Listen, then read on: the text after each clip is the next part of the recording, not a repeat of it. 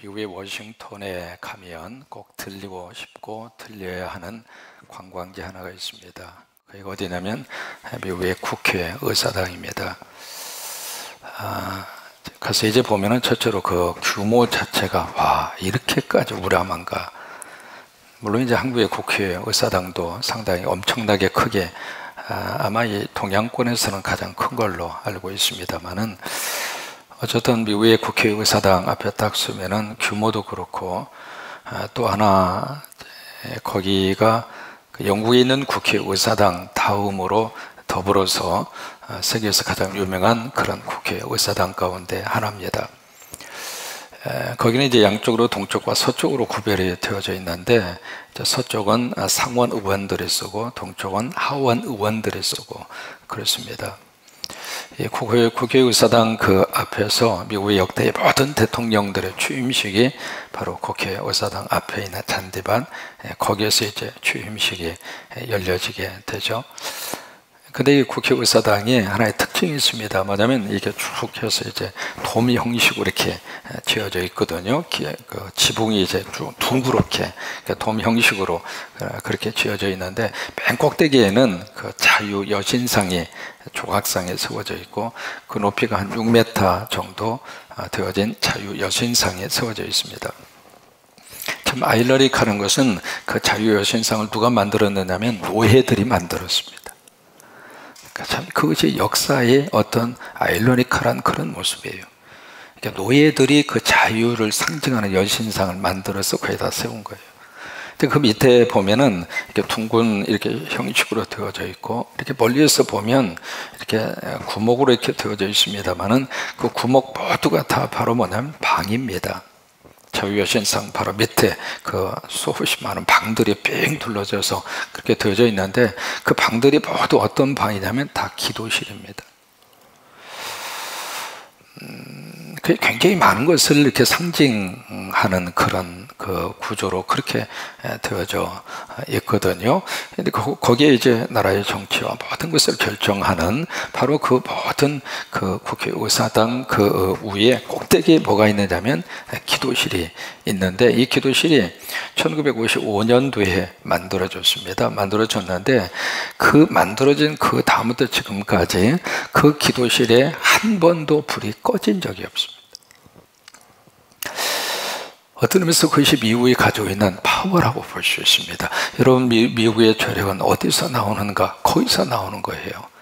어떤 국력에서 나온다고 생각할지 모르지만, 물론 그런 측면도 있죠. 경제적인 파워 때문에 나오기도 하고 어떤 군사력 때문에 나오기도 합니다만은, 근본적으로 미국의 힘은 어디서부터 출발을 하는가? 하나님으로부터 출발합니다. 그들의 마음과 생각 속에 그게 딱 있는 거예요.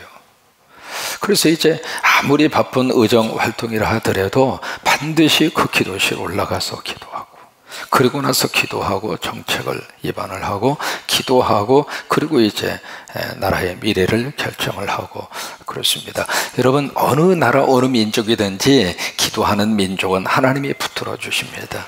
기도하는 민족은 망하지 않습니다. 기도하는 민족은 하나님의 은혜가 임하게 되고, 그것이 우리에게 산증거로 보여주고 있는 샘플이 바로 워싱턴 DC에 있는 미국의 국회의사당입니다.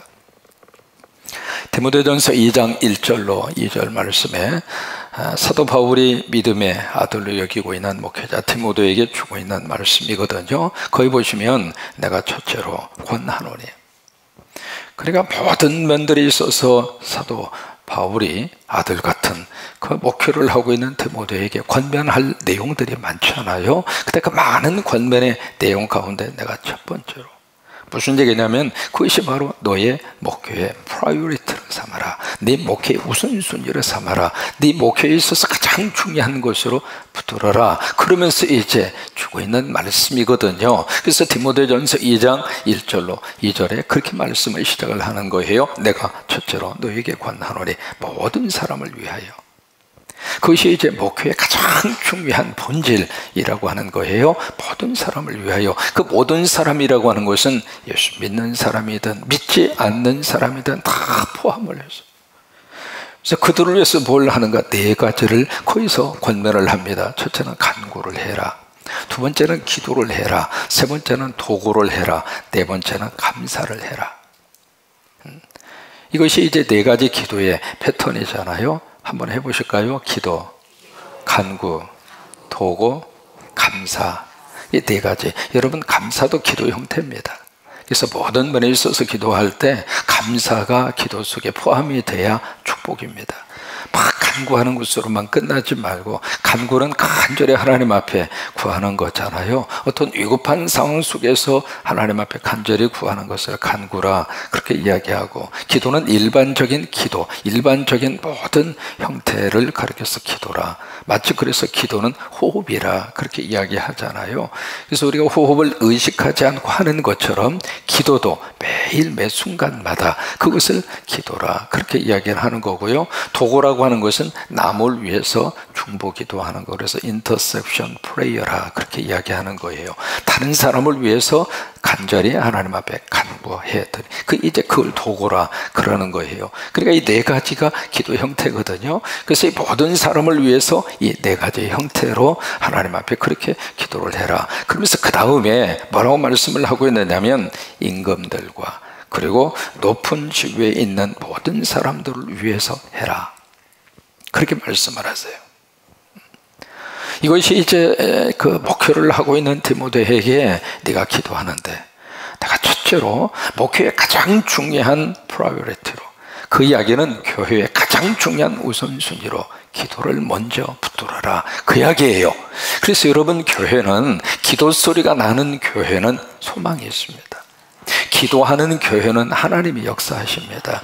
그러니까 어떤 일이 있어도 기도 소리만 이 교회를 통해서 밖으로 흘러갈 수만 있다면, 그래서 성도들이 덜 나와서 하나님 앞에 주여 부르짖고 조용히 기도하시든 어떻게 기도를 하든지 간에, 그래서 교회는 만민이 아버지 앞에 기도하는 집이거든요. 그러니까 기도하는 집으로서의 교회가 그 가장 중요한 것을 놓치지 않으면 하나님이 그 교회를 통해서 성령의 은혜를 부어주시고 기적이 나타나도록 역사하시고, 병든 자가 와서 치유함을 받게 되고, 사업이 일어나게 되고, 자녀가 하나님의 사람으로 하나님이 쓰시는 역사가 나타나게 되고, 막힌 것이 뚫려지게 되고, 그런 놀라운 역사를 하나님이 무엇을 통해서 주시는가? 기도를 통해서. 그래서 기도 소리가 나는 교회는 희망이 있는 거예요. 다른 곳으로 이 공간을 채울 것이 아니라 하나님의 사람들의, 성도들의 간절한 기도로 이 공간이 매일매일마다 가득하게 채워지시게 되기를 주의 이름으로 축원합니다. 그것이 첫째로 가장 중요한 프라이어리티라 그 말이에요. 우선순위라 그 말이에요. 근데 그 기도를 하는데 그 2절에 임금들과 그리고 높은 지위에 있는 모든 사람들을 위해서 기도하라 그래요. 여러분, 이 말씀을 그냥 지나칠 수 있는 말씀이 아닙니다. 그 당시 이 말씀을 받고 있는 디모데 입장으로서 여기에 임금들이 누구일까? 그리고 높은 지위에 있는 사람들이 누구일까? 누군 줄 알아요? 그 당시에 임금들과 높은 지위에 있는 사람들은 우리가 기억하고 있는 네로 황제, 그들입니다. 가장 기독교를 박해한 사람이잖아요. 하도 이 네로 황제가 기독교를 너무너무 박해하니까 우리가 지금 마음속에 이 네로, 그래서 우리가 고양이 이름, 개 이름에게 네로를 붙이는 거예요. 왜? 이렇게 해서라도 네로, 네가 어떻게 우리 기독교를 이렇게 박해해? 그 심정을 그게 다 표현하는 거거든요. 그래서 고양이 이름 붙여가지고 네로. 역사상 기독교를 그렇게 박해한 사람이 없을 정도로 로마에 7명의 황제가 있습니다. 7명의 황제 가운데 악명 높은 7명의 황제 가운데 첫째가 네로입니다. 얼마나 박해를 많이 했는지 몰라요. 근데 그 네로 황제를 위해서 기도하라고 하는 거예요. 여러분, 이 말씀이 오늘 우리에게 어떻게 적용될 수가 있겠는가? 지금 우리들에게 있어서 정말로 기도해야 할 대상이 누구인가? 바로 그것을 가르쳐 주고 있는 거예요. 또 여기에 임금들과 높은 지위에 있는 사람들이 바로 누구일까? 바로 로마의 황제의 명을 받아서 이스라엘과 유대 지역을 통치하고 있는 헤롯 대왕, 그리고 그의 아들들 헤롯 안티파스, 헤롯 아켈라오, 이게 다 그의 아들들이거든요. 성경에서는 분봉왕이라고 표현되어 있잖아요. 또 그 사람들뿐만 아니라 또 바로 한 지역을 전체적인 책임을 가지고 통치하고 있는 총독, 바로 빌라도, 바로 이런 사람들이에요. 이런 사람들을 위해서 기도하는 거예요.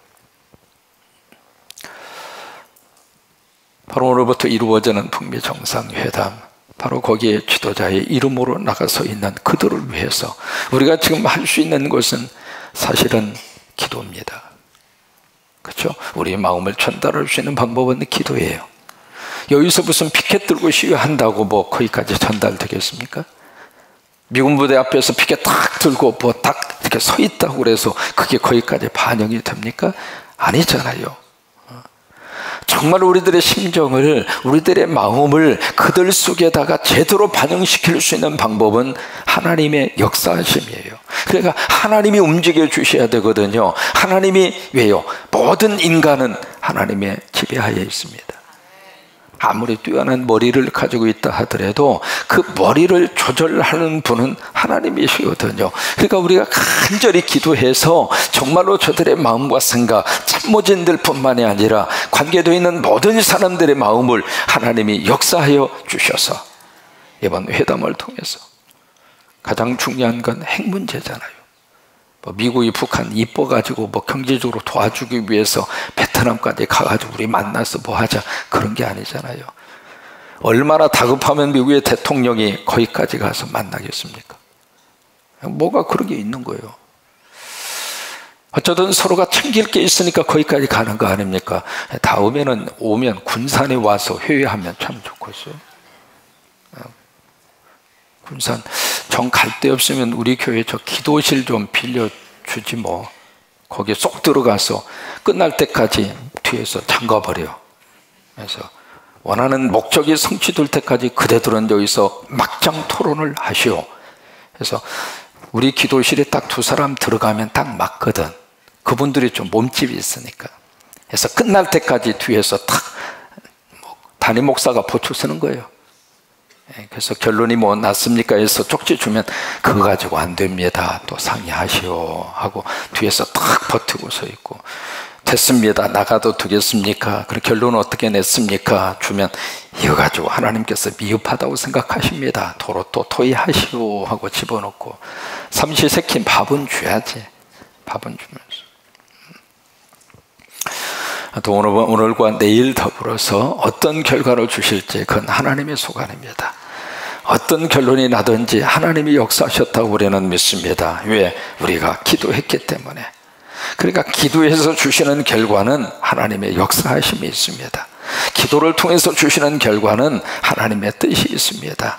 그래요. 어떤 결과를 주시든 내일 이루어지는 발표 앞에 감사하고, 그 다음에 또 그거 붙잡고 또 기도하고, 그렇게 해서 정말 우리 민족의 미래가 정치인들에게 달려있는 것이 아니라 하나님에게 달려있다고 믿는다면, 하나님에게 달려있다고 믿는다면 그 믿음을 가진 성도들은 하나님께 부탁해야 돼. 비판하는 것은 누구든지 할 수 있습니다. 그러나 기도하는 것은 하나님의 사람만이 할 수 있습니다. 그래서 정말 하나님 앞에서 우리 정치 지도자들을 위해서 기도해서 귀한 역사가 임할 수 있게 되기를 바랍니다. 오늘 말씀은 하나님 예레미야를 통해서 주신 하나님의 경고입니다. 경고의 말씀인데 20절에 보시면 20절에 그렇게 말씀을 시작을 하세요. 너는 이것을 야곱 집 그리고 유다에다가 선포하고 공포해라. 여기 야곱의 집, 유다, 다 이스라엘 백성들에 대한 또 다른 호칭들입니다. 여기 선포하라, 그 이야기는 선언하라, 그 말이에요.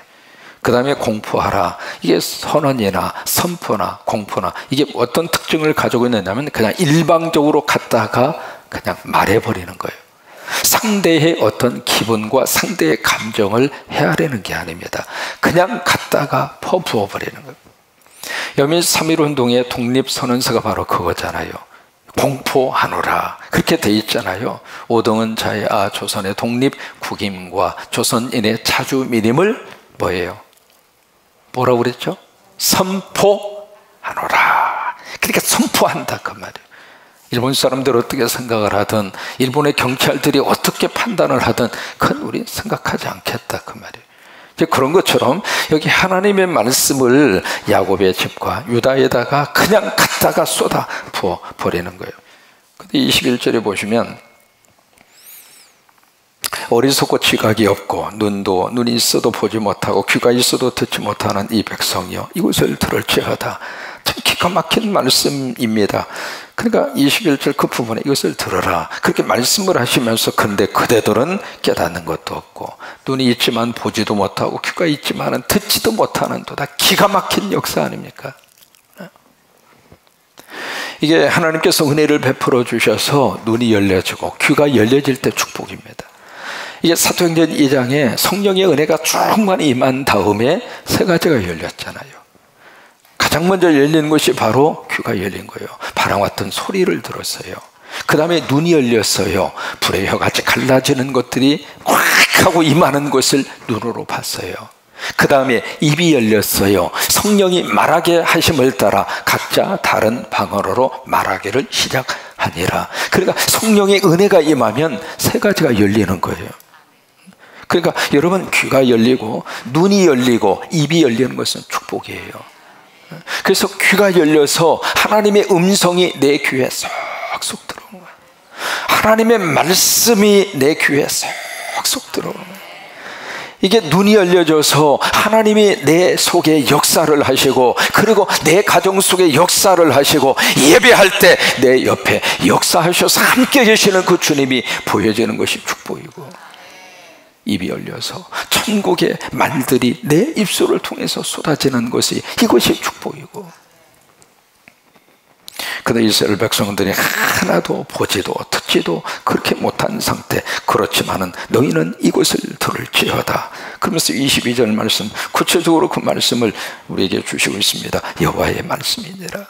여러분, 에레미야서를 보시면은 계속 이 패턴입니다. 이것은 하나님의 말씀이다. 이것은 하나님의 말씀이다. 그러니까 이것은 여호와의 말씀이니라 라고 하는, 하나님의 말씀이라고 하는 것을 강조하면서, 너희가 나를 두려워하지도 아니하느냐, 내 앞에서 떨지도 아니하겠느냐, 내가 모래를 두어 바다의 한계를 삼다. 이게 무슨 말씀이냐면, 자연을 다스리시는 하나님의 위대하심, 그리고 하나님의 능력, 창조주 하나님에 대한 올바른 신앙을 그들에게 다시 한번 각인시켜 주는 거예요. 근데 이런 하나님인데, 그런데 23절에 그러나, 완전히 반전이잖아요. 그런데 또 이 백성 배반하고 반역하는 마음이 있어서 이미 하나님을 배반하고 가버렸으며, 그 다음에 24절의 끝부분에 우리 하나님 여호와를 경외하자 말하지도 아니하고, 25절 너희 허물이 이런 것들을, 이런 일들을 다 물리쳤고, 하나님을 경외하고 하나님의 말씀을 듣는 그 일들을 다 물리쳐버렸고, 너희 죄가 너희로부터 좋은 것을 막았느니라. 그 좋은 것이 무엇일까? 여호와를 경외하는 것입니다. 여러분, 이 세상에 가장 좋은 것은 하나님 믿는 것이 최고 좋은 거예요. 그것이 가장 좋은 거예요. 내 인생 속에 가장 좋은 것은 내 안에 예수님이 돌아계시는 거예요. 이 세상에 가장 좋은 것은 성령님이 내 곁에 계시는 거, 최고로 좋은 일이에요. 세상적인 일은 잘 될 수도 있고 안 될 수도 있고, 그래도 다 먹고 삽니다. 내가 지금 하고 있는 일 못하면 죽을 것 같지만 안 죽습니다. 다 먹고 삽니다. 되어도 감사하고 안 되어도 감사하고. 정말로 내 인생의 최고로 좋은 것은 여호와를 경외하는 일이에요. 근데 그것을 누가 막는가? 죄가 막는다 이 말이에요. 26절 이하의 말씀에 사냥꾼에 대한 매복, 그걸 이야기합니다.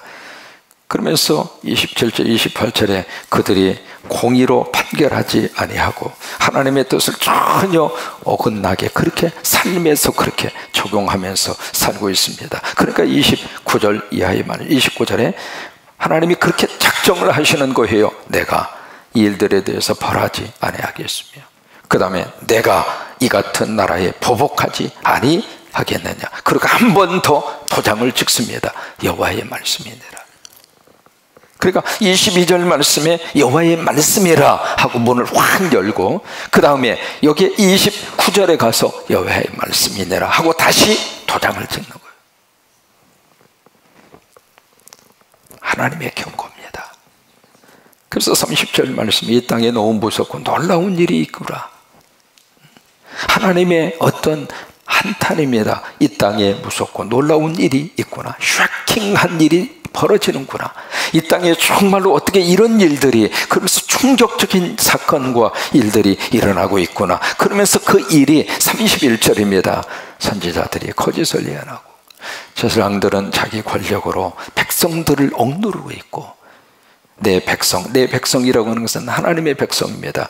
이것을 지금 우리 식으로 해석하면 이와 같습니다. 주의 종들이 완전히 엉망진창이구나. 설교자들은 거짓을 설교하고 있고, 그리고 목회자들은 그 목회자라고 하는 그 이름으로 성도들의 피를 빨아먹고 있고, 그리고 성도들은 그것을 좋게 여기고 있고,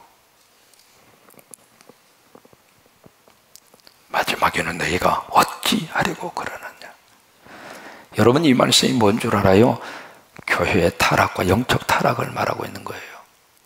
그 일이 하나님이 보실 때에는 야, 무섭다, 야, 쇼킹하다, 그 말이에요. 뒤집어서 생각하면 어느 시대나 교회와 그리고 하나님의 백성들이 하나님 앞에 바르게 서 있으면 하나님은 그 나라와 미래를, 하나님께서 그들의 눈물과 기도를 들으시고 하나님께서 역사하셨어요. 어느 시대나 그 시대의 양심은 교회입니다. 그래서 어떤 일이 있어도 교회는 교회답게 하나님 앞에 서야 되고, 성도들은 성도답게 하나님 앞에 서 있으면 그 시대의 미래는 그들 때문에 하나님께서 꼭 붙들어 주시고 역사하시고 하나님이 지켜주십니다. 여러분, 그는 은혜와 역사와 능력이 임하게 되기를 주의 이름으로 축원합니다. 영국의 역사 가운데 메리 왕이 스코틀랜드를 통치할 때 가장 스코틀랜드가 힘들었습니다. 역사가 암울했습니다.